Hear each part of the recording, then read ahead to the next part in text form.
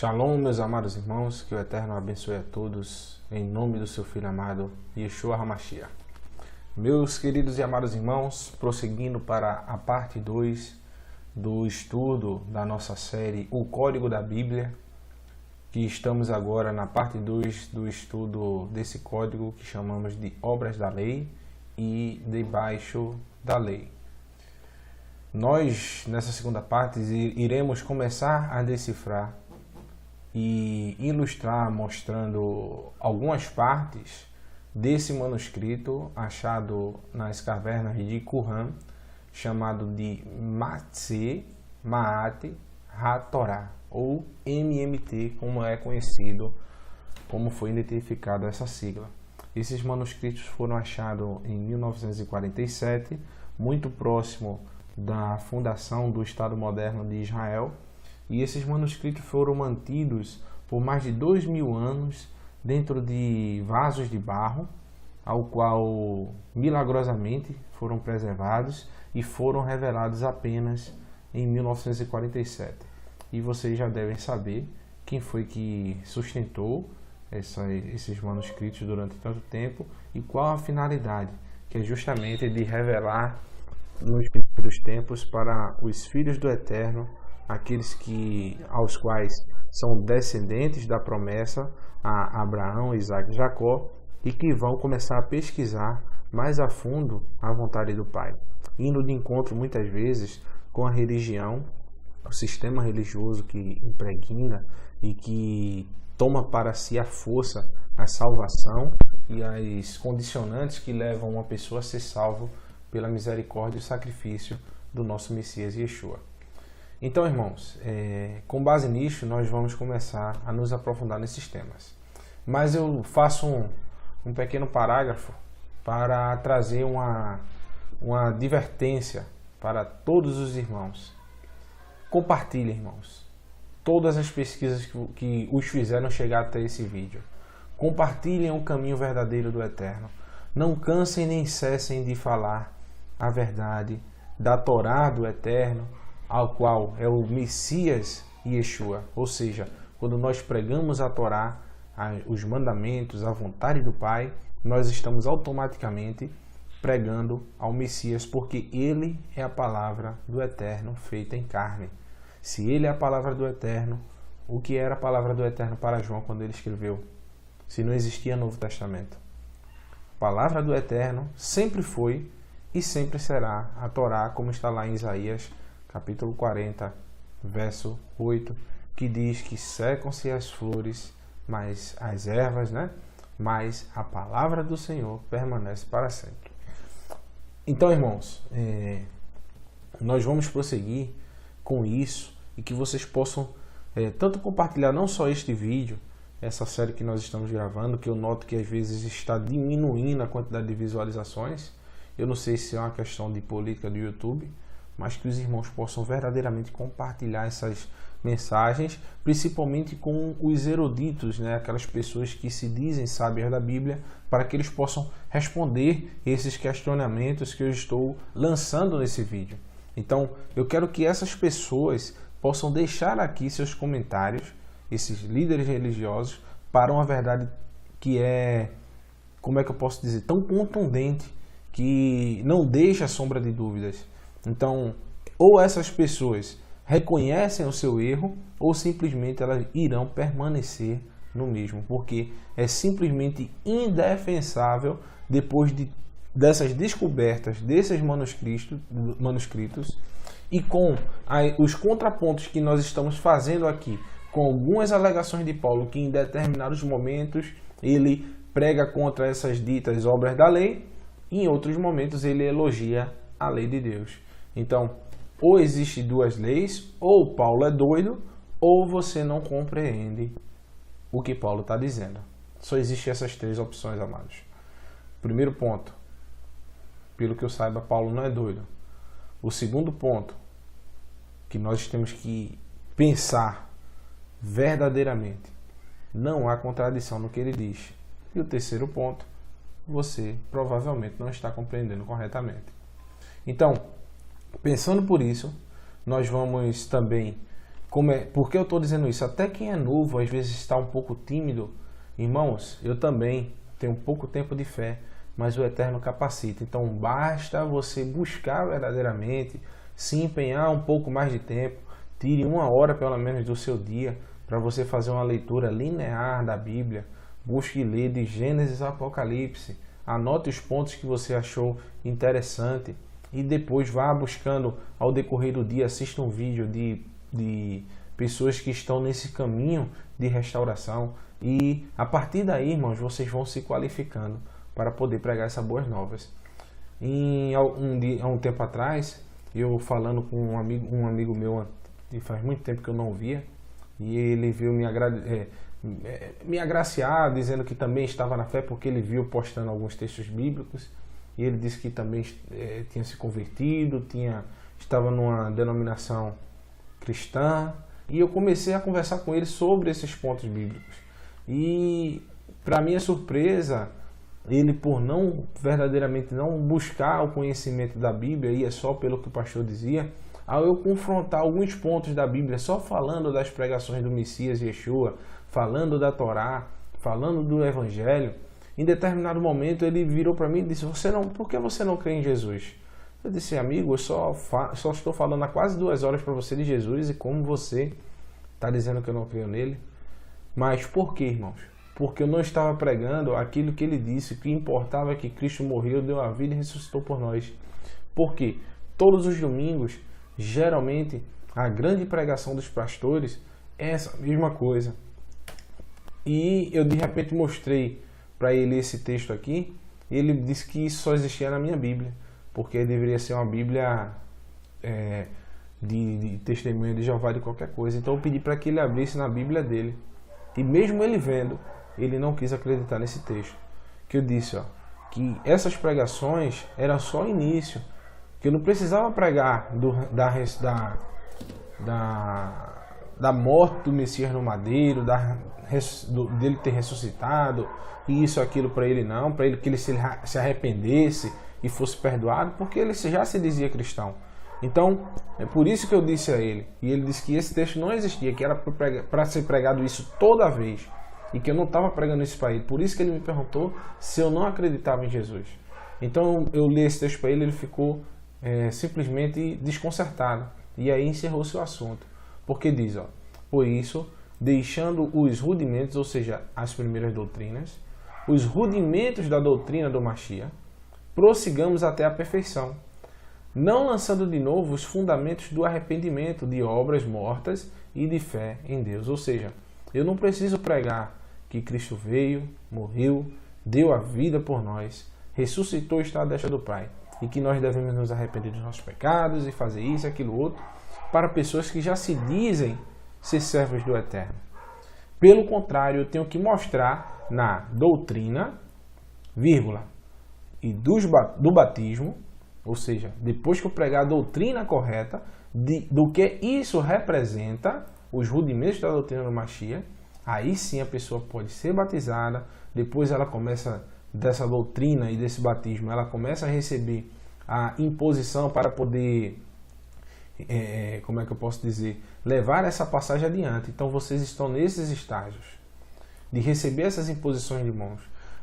Antigamente, irmão, nós tínhamos tempo de treinar mais. Eu também, com certeza, receberia muito mais treinamento para receber essa imposição de mãos, de ir à frente levando a palavra.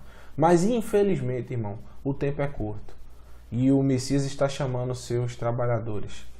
E para aí nós possamos chegar a entendimentos mais complexos e chegarmos até a perfeição do juízo eterno. Então, isso nós faremos, lógico, se o Eterno assim permitir. Então, o chamado que eu estou fazendo é: compartilhem isso que vocês estão aprendendo, não retenham para si. Embora que isso possa levar até uma disseção, como o Messias falou, em casas, em amigos, entre outras coisas, nós temos sim que prosseguir à frente dessas doutrinas e levando ao máximo de pessoas possíveis esses ensinamentos, para que o mundo possa saber do que o Mashiach falou e andou. Então, a partir desse momento, vamos começar com a segunda parte. Shalom, irmãos. tradições, obras mortas da lei ou manuscritos do Mar Morto. Então nós vamos entender agora o que quer dizer isso.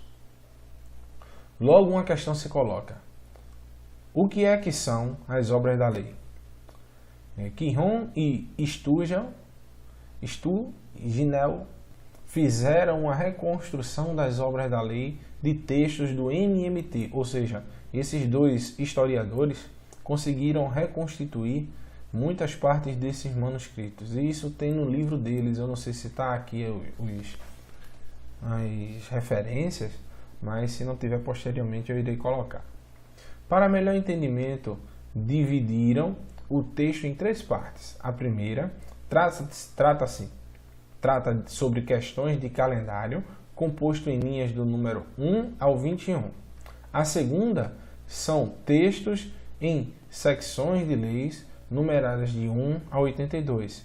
E em terceiro lugar, uma espécie de epílogo que contém textos numerados de 1 a 32. Fragmentos de 6 cópias separadas do MMT foram encontrados em Qumran. Portanto, não se trata de um texto isolado, ou seja, são 6 manuscritos, 6 escribas fizeram essas cópias idênticas para que fossem repassados para vários locais. E isso 6 que foram achados em um só canto, fora o que foi circulado em toda aquela época, né? Imagine que se esses textos eram importantes, que 6 manuscritos iguais foram achados em apenas uma só localidade. Imagine o que esses textos não representavam circulando entre o clero judaico, né? Não se trata de um texto isolado, mas de múltiplas cópias. Abaixo reproduz-se alguns extratos do Miksat Maaser HaTorat, ou MMT. A linha 1 diz: o 16º dia, ou seja, segundo mês, é um sábado. Ora, essas não são posições bíblicas. Estes dias baseiam-se talvez no calendário solar, que é o famoso calendário de Enoque, em Qumran, que é, de fato, um erro, visto que o calendário bíblico ser lunisolar e não apenas baseado no Sol. Isso está lá segundo Gênesis capítulo 1, no verso 14, se eu não me engano, que o Eterno fala sobre isso. Que é de fato um erro, né, que a gente viu. Que esse calendário solar era baseado apenas no Sol. Esse é um dos motivos por que o MMT não sobreviveu além do século II, visto que o Talmud ter por base o sistema calendário lunisolar. A reconstrução diz: o 23º dia do mês é um sábado, o 30º do mês é um sábado, o 7º do terceiro mês é um sábado, o dia 4º do mês é um sábado, o 15º do mês, o 14º do mês é um sábado, o 15º do mês é a festa das semanas. Pentecoste cai então no 14º e no 15º do terceiro mês. Para Qumran, isto é contrário ao que diz Levítico 23. O texto continua: o 21º dia do mês é um sábado, o 28º é um sábado, depois disso, ou seja, o sábado, né? Domingo e segunda-feira, terça-feira deve ser adicionado a esse mês. Estas são reconstruções dos nomes do quais usamos para melhor compreender o texto do MMT. Então o fato é, preste atenção, no calendário de Enoque, dependendo de quando o equinócio solar aconteça lá em Jerusalém, eles não levam em conta a posição das estrelas nem da lua, é levado apenas o equinócio de inverno para o verão, solstício de inverno. Então, quando começa do solstício de inverno, perdão, eu não sei se é do inverno para só sei que é o solstício da primavera. Quando você tem a transição para a primavera, eles colocam como o primeiro dia do ano, um dia após esse equinócio. Então, quando nós temos a primavera, conta-se um dia depois, aí começa a contagem do ano novo do calendário de Enoque. E contando isso, eles dizem que a partir desse dia, conta-se 3 dias e é um sábado. Então, por exemplo, se esse solstício caísse num domingo e na segunda-feira fosse começado o dia 1 deles, o dia do primeiro dia do ano, contava-se 3 dias, ou seja, a partir dessa contagem, segunda no caso, aí vinha terça, quarta, quinta-feira. Ou seja, os sábados, os descansos, seriam sempre na quinta-feira durante todos os dias do ano, ou seja, até o próximo ano. Então, por isso que eles estão fazendo essa contagem aqui, que bate dizendo que eles tinham que realmente marcar, dizer, olha, amanhã, daqui a dia 7 do terceiro mês é sábado, dia 14 do terceiro mês é sábado, dia 21 do terceiro mês é sábado, dia 28 do terceiro mês é sábado, dia 5 do quarto mês é sábado. Então eles tinham que fazer essa contagem todos os anos para identificar o dia diferente de sábado. Já ao contrário do calendário lunisolar, que o sábado é esse que nós comemoramos hoje. Então eles tinham essa confusão, entendeu? O texto continua. E a estação termina 91 dias, ou seja, é exatamente o que está constando do calendário de Enoque. O primeiro dia do quarto mês é um dia memorial. O quarto do terceiro mês é um sábado. O décimo, é aqui que está dizendo. O 11º é um sábado, o 18º é um sábado, o 25º do mês é um sábado, o 2º quinto do mês é um sábado, o 3º do mês é a festa do vinho novo. Opa! Que festa é essa que não existe na Torá? Certo? Então eles já estavam colocando uma festa diferente. O 9º é um sábado, o 16º do mês é um sábado, o 23º dia do mês é um sábado. O 30º do mês é um sábado, o 7º tal é um sábado, e assim vai. E eles vão contando esses sábados aqui, e ele vem com outro. O texto enumera todos os sábados do ano e completa o ano com outros sábados, outros descansos, através de festas do azeite novo, festas da madeira. Estes são de fato festas ou dias santos indicados. Estes não são, na verdade, de fato, festas ou dias indicados pelo Altíssimo.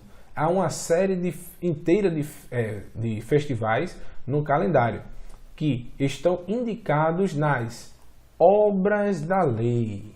Olha aí, pessoal. Então, o que é que o texto está dizendo? O que é que esses manuscritos estavam dizendo?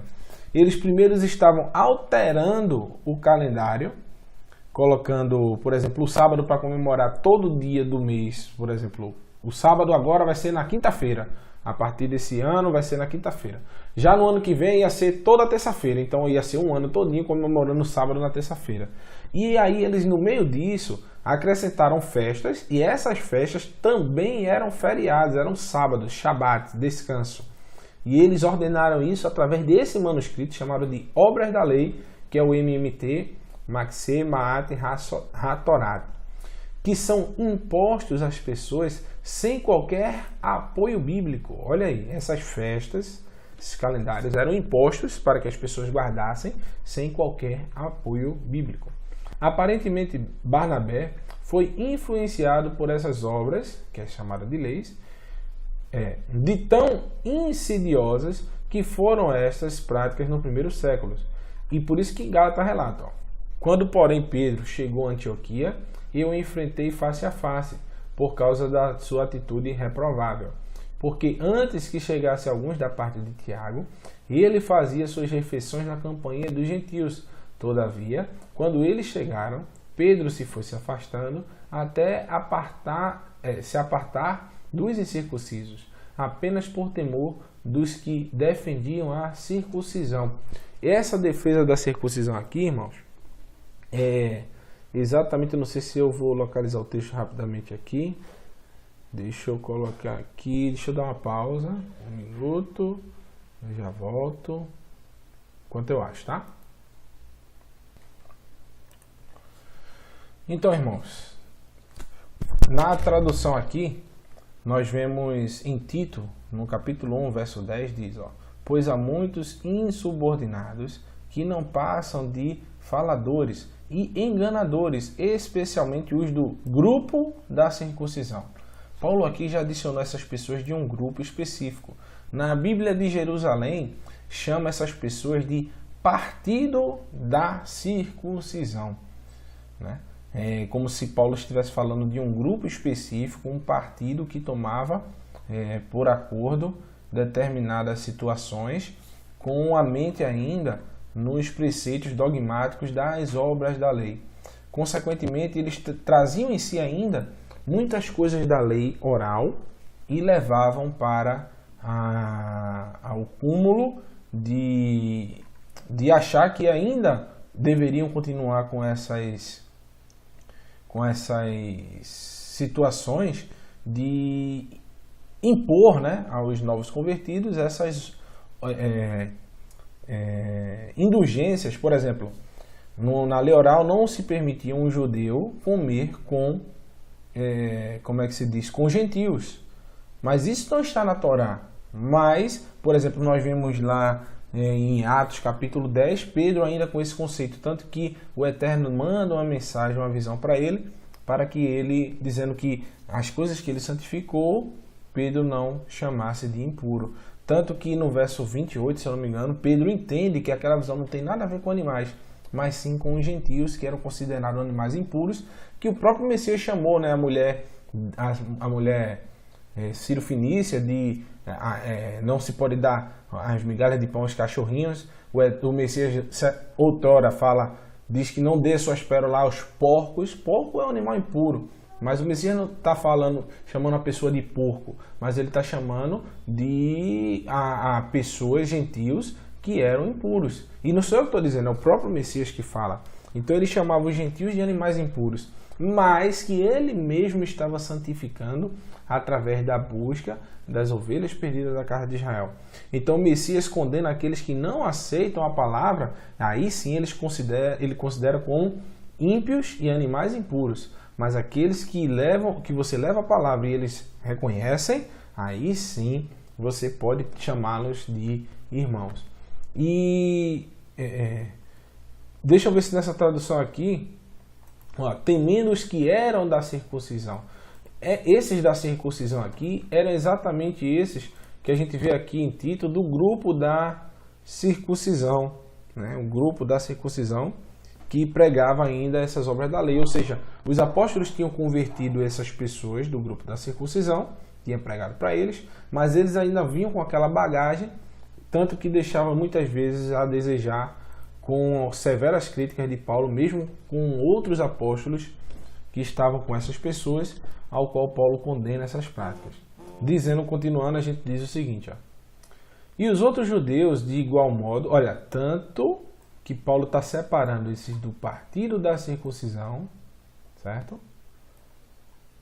Tanto esses do partido da circuncisão, ele está dizendo, e os outros judeus de igual modo se uniram a ele nessa atitude hipócrita. Ou seja, Paulo está separando três grupos: gentios, os judeus, que inclui ele e os outros apóstolos, e o terceiro grupo do partido da circuncisão, os que defendiam esse grupo, essa seita, esse partido da circuncisão, que é o partido que Paulo severamente criticou, que defendia a mistura da Torá com as obras da lei. Então nós vemos três grupos aqui nessa carta aos Gálatas: gentios, os judeus, que são Paulo, Barnabé e Pedro, e o partido da circuncisão, que é esse grupo aqui. E outros judeus de igual modo se uniram a ele nessa atitude hipócrita, de modo que até mesmo Barnabé se deixou influenciar. Contudo, assim que percebi que não estavam se portando de acordo com a verdade do Evangelho, a gente já viu que é o Evangelho, ou seja, eles não estavam se portando com a verdade da Torá, repreendi a Pedro diante de todos: se tu, sendo judeu, vive como os gentios e não conforme a tradição judaica, por que obriga os gentios a viver como judeus? Então, ele está fazendo uma contraposição enorme nesse texto aqui, dizendo que Pedro, sendo um judeu, ele estava vivendo como um gentio. Ou seja, Paulo não considera esses que defendem a circuncisão nem como judeus, ele considera como gentios. Então, é diferente. Então, Paulo está criticando essa situação.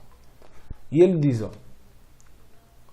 E o texto continua. Ora, estas são algumas das regras, né, que são algumas das regras de acordo com os preceitos da Torá, de acordo com a nossa opinião, com a nossa e de todos os interessados. Ou seja, esse texto que estava mais acima aqui, ele continua com a interpretação que essas pessoas diziam que essas situações aí de guardar o sábado no calendário de Enoque, de festa do azeite novo, festa do vinho novo, festa do não sei o que lá. Então eles estão dizendo isso. Ora, essas são algumas das nossas regras, que são algumas regras de acordo com os preceitos da Torá, de acordo com a nossa opinião e de todos os interessados. É preciso lembrar que esses são papiros encontrados com cerca de 2000 anos e alguns dos fragmentos estão em falta. Há reticências nos fragmentos. O texto continua. E a pureza de... Aí tem as reticências, né? E quanto ao que semeou-os, novos grãos de trigo, dos gentios, os quais eles, e deixem que né, o toquem e o profanem. Ninguém deveria comer. Ou seja, aqui está fazendo uma contraposição, dizendo que os judeus não poderiam nem tocar nos alimentos que os gentios trouxeram em oferta ao Eterno, porque isso seria uma profanação. Nenhum grão de trigo novo dos gentios nem deveria ser trazido para o santuário. Aqui vemos o conceito de não comer, não tocar, não saborear. Agora os comentários de Paulo fazem todo o sentido. Ele fala das obras da lei. E isso é o que o texto refere. É a isto que o texto refere. Isso está lá em Colossenses, capítulo, está aqui embaixo. Capítulo 2, verso 21 diz, ó, Paulo diz que não nos devemos deixar absorver por essas práticas. O texto diz, não toque nisso, não saboreie isso, não faça isso. Colossenses 2, 21. Não são essas práticas que conferem justificação. A justificação vem através de Yeshua HaMashiach. Então, o que é que está dizendo aqui? Ó? Esses caras no manuscrito do MMT estavam criando preceitos que eles diziam ser de acordo com a Torá e com os profetas. E eles criaram uma normativa dizendo que os sacerdotes não deveriam receber essas ofertas dadas pelos gentios, onde na Torá o Eterno diz que as ofertas dadas pelos gentios devem ser de igual modo pelos estrangeiros, né, que são gentios, devem ser recebidas de igual modo como qualquer oferta de um israelita. Já esses homens estavam colocando interferência nisso, dizendo que eles não poderiam dar essa oferta e que os sacerdotes não deveriam receber essas ofertas. Por isso que Paulo fala que, por exemplo, ele diz, ó, nenhum grão do trigo dos gentios nem deveria ser trazido para o santuário. Ó, não deixe que o seu, não sabe, a sua oferta pode ser, né? O toque e o profane, e ninguém deveria comer. Olha aí as recomendações deles. Aí por isso que Paulo lá em Colossenses diz, ó, Paulo diz que não devemos nos absorver por essas práticas. O texto diz, não toque nisso, não saboreie isso, não faça aquilo. Está lá em Colossenses 2, 21. Não são essas práticas que conferem justificação. A justificação vem através de Yeshua. É preciso lembrar que esses são papiros encontrados há cerca de 2000 anos e alguns dos fragmentos estão em falta, há reticências dos fragmentos. O texto continua com a descoberta que completamente nova. É um texto de tradução importante. Esta é também uma das razões pela qual os textos de Qumran ficaram retidos antes de serem publicados durante 50 anos. Os textos vêm também em causa os argumentos do protestantismo moderno. Veja só, viu? Fica sem sentido a posição contrária das filhas de Roma contra o sábado e os dias santos instituídos pelo Eterno. Os mandamentos antinomianos que defendem a inutilidade da Torá.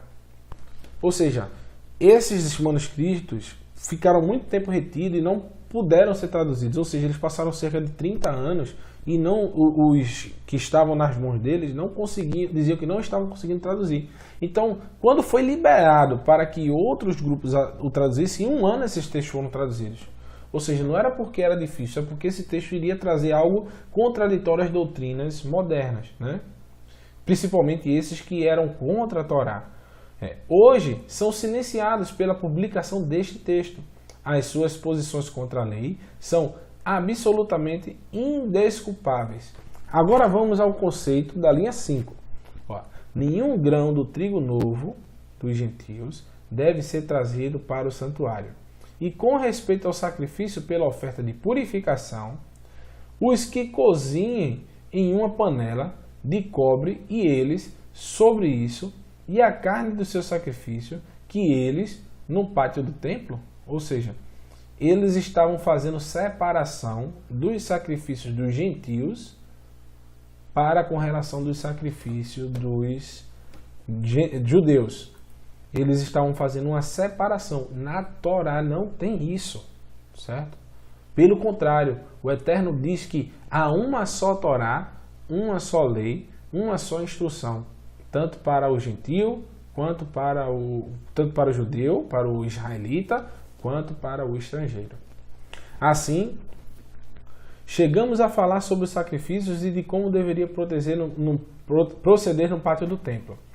Eles, os essênios, não tinham controle do templo em Jerusalém, nem reconheciam a autoridade dos saduceus nem dos fariseus, seitas que eles consideravam demasiado brandas, mas tinham constituído um edifício menor que chamavam de templo.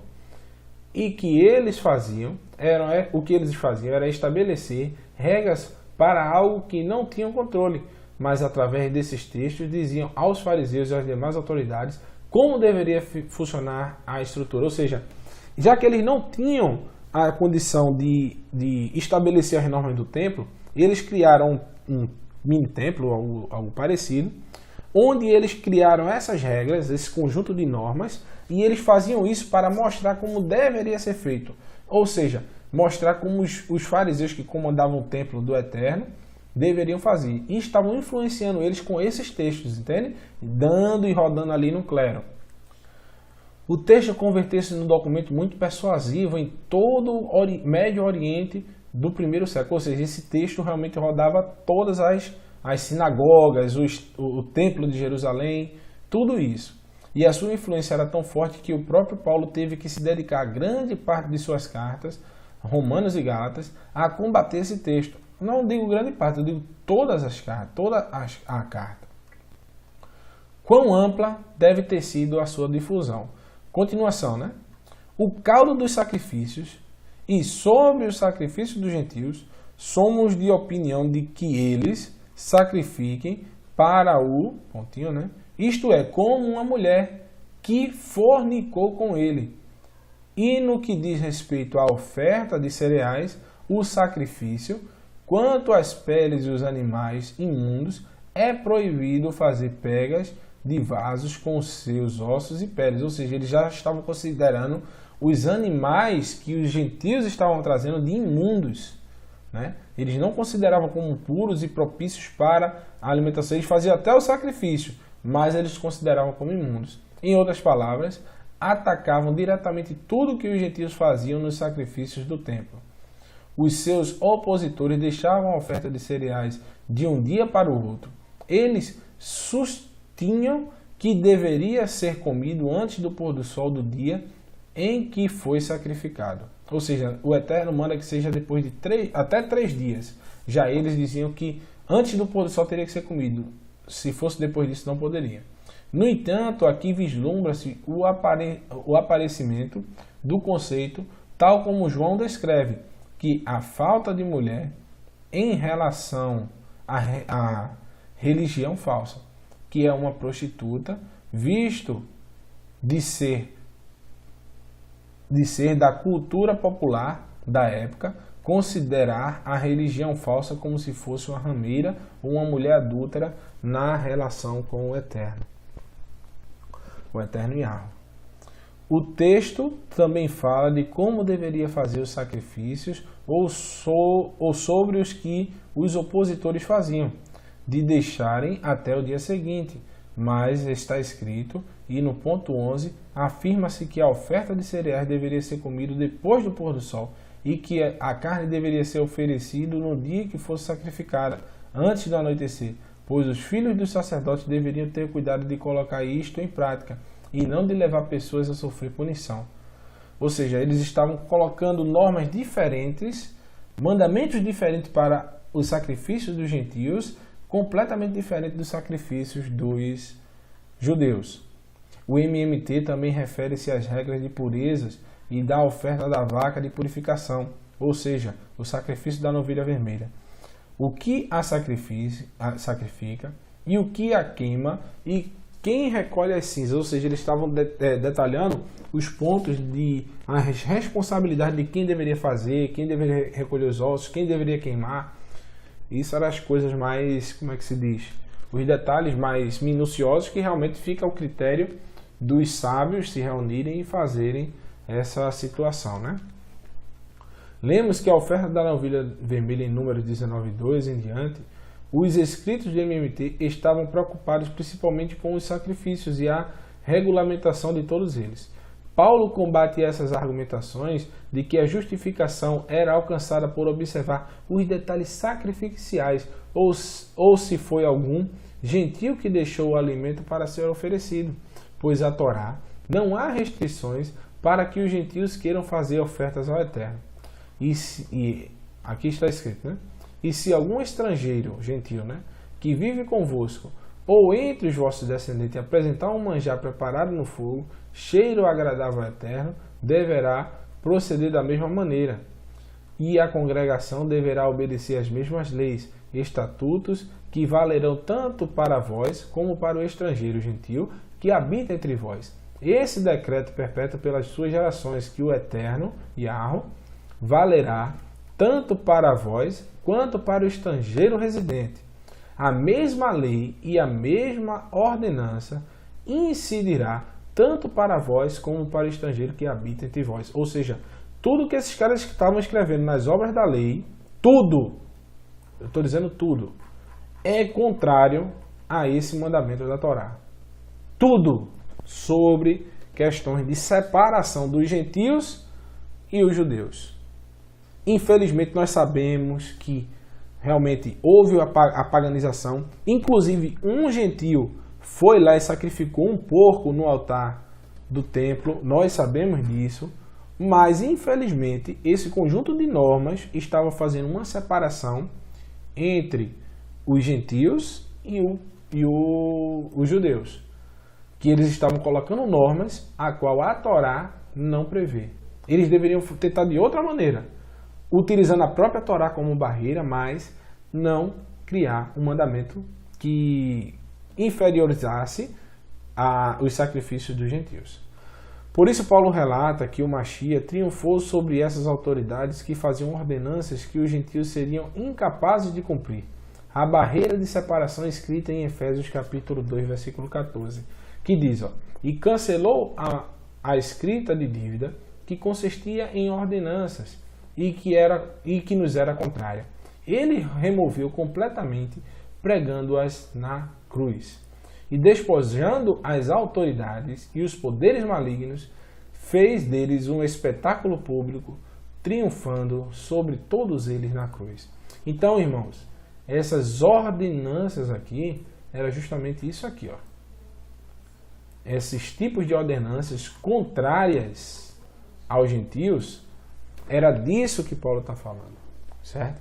Não de nada contra a Torá, pelo contrário.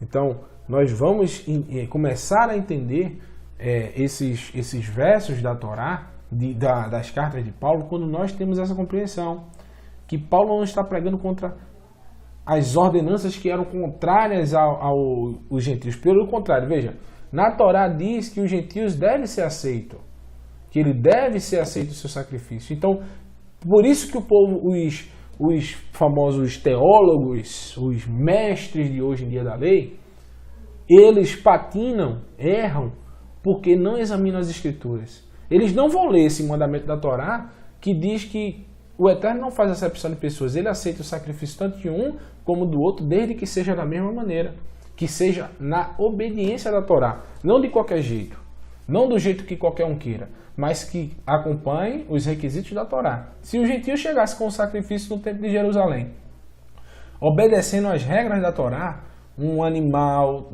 um cordeiro de 1 ano, por exemplo, sem mácula, sem defeito, para a propiciação do seu pecado, deveria ser aceito lá no templo de Jerusalém. Já as ordenanças dos homens diz que esse cordeiro deveria ser colocado de uma maneira, de outra maneira, deveria ser morto e ser comido só a partir de tal hora e durante pouco tempo. Então tudo isso era contrário aos mandamentos do Eterno. Por isso que Paulo diz que cancelou a escrita de dívida, que consistia em ordenanças, ou seja, essas dívidas desses homens eram impagáveis, porque eles tinham mandamento sobre mandamento, lei sobre lei, que está lá em Isaías capítulo 27, se eu não me engano. E diz, isso são questões de disparates instituídos que Paulo teve que combater, porque enfraqueciam a eficácia do sacrifício de Yeshua. No entanto, Paulo nunca contestou a lei do Antigo Testamento. A luta de Paulo era contra um corpo de lei que interpretava de forma sectária partes da Torá do Eterno. As seitas judaicas do tempo de Yeshua tinham feito um conjunto de regras secundárias, das quais grande parte foram mais tarde compiladas no Talmud, que você conhece hoje, e que na época formavam um corpo de leis que regulavam todos os detalhes da sua vida diária e que se tornavam uma extensão do próprio judaísmo rabínico. O seu procedimento, por exemplo, era deveras obcecado com questões de lavagem de mãos. Opa! Será que você viu isso aqui na Bíblia? Só que tem um ponto, na Torá não tem isso, tá? Mas você já viu em alguma parte da Bíblia aqui e o Messias não estava elogiando. Como controlar os seus atos? Do que deveriam comer e do que combinavam com as suas ofertas. Estavam obcecados com a pureza e com a limpeza, obcecados com os rituais. Era uma fixação que Paulo teve que abordar, porque o Messias colocou a compreensão da religião numa base espiritual e não tanto física. Aquela visão de religião era uma pedra de tropeço para todo mundo e continuava a ser uma pedra de tropeço no entendimento atual. Somente quando se lê explicações sobre do que eram constituídas as obras da lei é que nos damos conta da magnitude do problema que Paulo teve que enfrentar. Ou seja, a gente só vai entender as críticas de Paulo, do Messias, principalmente o Messias falou sobre o lavar de mãos, quando a gente começar a entender o que estava escrito nesse manuscrito de obras da lei. Então hoje, ao lermos as cartas de Paulo, sem buscar a compreensão do problema ao qual ele escreveu em suas cartas, é como entrar num labirinto onde todas as saídas dão no local errado. Como se estivéssemos lendo o manual para resolver o problema de um carro e tentássemos consertar um ventilador. O MMT aborda os mais variados assuntos e tem regras próprias para muitos temas, como no caso da alimentação, das uniões proibidas e do matrimônio entre parentes, de deficiências físicas dos membros da congregação ou do relacionamento com os moabitas e amonitas, dos leprosos, das misturas de tecidos ou de sementes a semear o campo, ou mesmo de que se podia ou não introduzir em casa. Todos esses conceitos passaram a ser vistos em contextos físicos. Toda a estrutura do espírito, a nossa compreensão daquilo que faríamos espiritualmente foi completamente minada por esses textos sobre as obras da lei, que se reduziu a um nível físico em vez do sentido espiritual. Ou seja, irmãos, é difícil essa leitura, mas entenda o seguinte: o que é que esses homens estavam fazendo? Por exemplo, existe um mandamento de não misturar a lã com o linho. O que é que eles estavam fazendo? Observando as roupas dos outros para ver se era se eles estavam misturando tipos de tecidos diferentes. Só que esse mandamento não tem nada a ver com a roupa física. O Eterno está falando da sua roupa espiritual. Aí sim nós podemos espiritualizar esse tema. Não toda a Bíblia, não tudo, mas a questão da lã com linho, das sementes e do jugo desigual era exatamente você não misturar doutrinas diferentes para você se vestir com ela. O Eterno queria que você se vestisse apenas com uma doutrina, que era a doutrina dele. Então, muitas vezes, a semente diferente, qual é a semente que o Eterno plantou? A sua palavra. E não se poderia colocar no campo outra palavra, a não ser a que o Eterno colocou.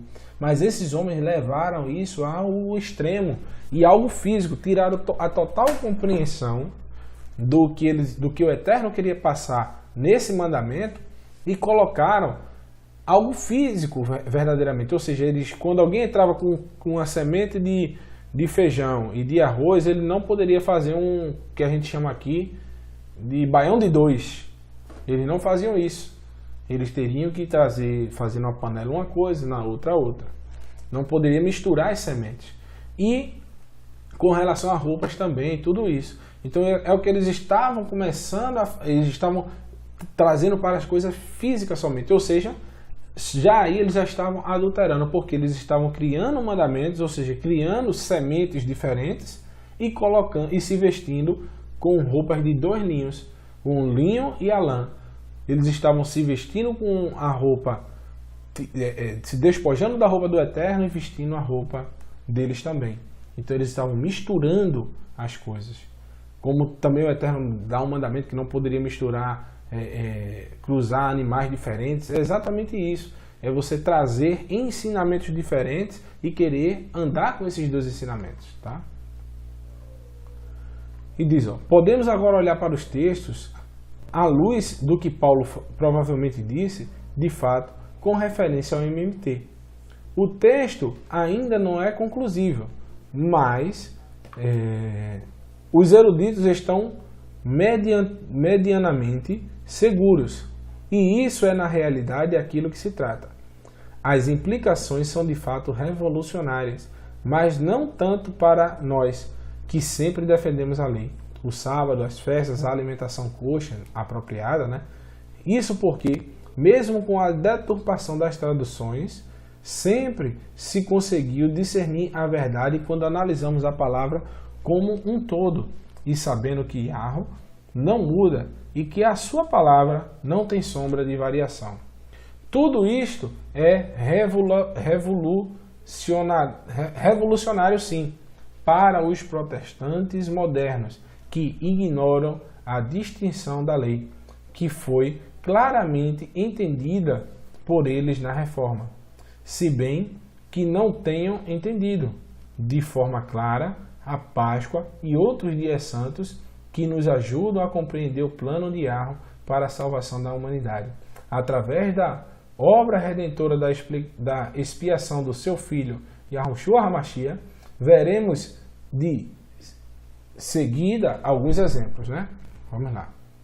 As leis criticadas e rejeitadas por Yeshua, ou seja, leis rabínicas ou obras da lei, ou leis humanas que foram acrescentadas à Torá.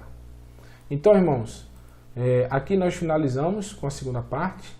Nós veremos posteriormente a terceira parte, que vamos entrar um pouco mais a fundo, mas o que nós vimos aí, sintetizando esse estudo, é que realmente Paulo está falando sempre de algo ao qual o Messias e Yeshua e Paulo criticaram.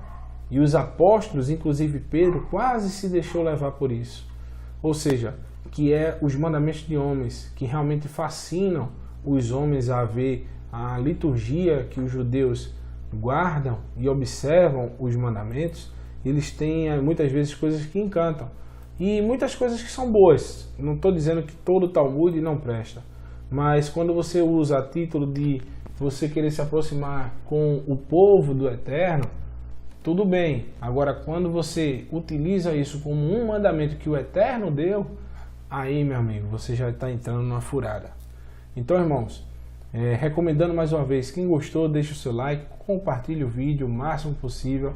Você que está agora começando no arado do Eterno, não se envergonhe, pesquise muito, estude muito e a todo momento que você tiver oportunidade, sempre leve as pessoas a conhecer essas temáticas, esses estudos e mostre a eles que realmente há outro caminho, não é só aquele que nos foi apresentado, sempre há outro caminho, certo? E o caminho que o Eterno nos deu, ele nos promete que ele pensa as coisas para nós, para o bem e não para o mal. Ele tem planos para nós para o bem e não para o mal. Então que o Eterno abençoe a todos, que Ele dê sabedoria e paz, que Ele os guarde de todo mal e dê cada dia mais entendimento nas suas sagradas escrituras e que nós possamos ser luz e sal para a terra, que nós possamos edificar cada dia mais a vontade do nosso Criador em nossas vidas, nos dando sabedoria e entendimento para poder pronunciar as santas palavras da maneira correta, da qual Ele se agrada e não da que nós nos agradamos. Porque a Escritura, irmãos, ela mesma se explica. Não precisa de teólogo, você não precisa de um pastor, pelo contrário, um pastor físico aqui na terra. Você só precisa de um só pastor, ao qual é o Messias, Yeshua HaMashiach. Seu nome seja bendito eternamente, o nome do nosso Pai, Yahweh, seja eternizado para sempre.